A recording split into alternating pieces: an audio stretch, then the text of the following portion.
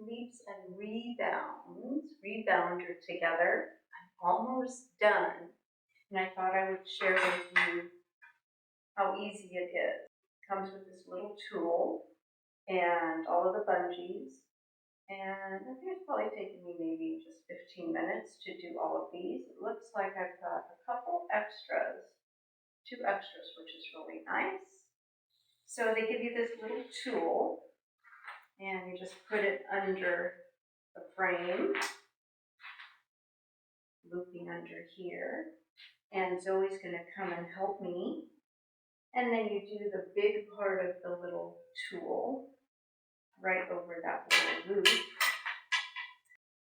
And then I just push that tool up so it loops that bungee right around the little hook there. And it's done. I'll do this side. We'll see if I can show you this one without Zoe getting in the way.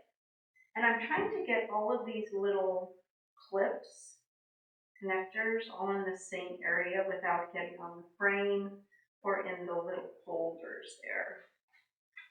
So putting it around like that.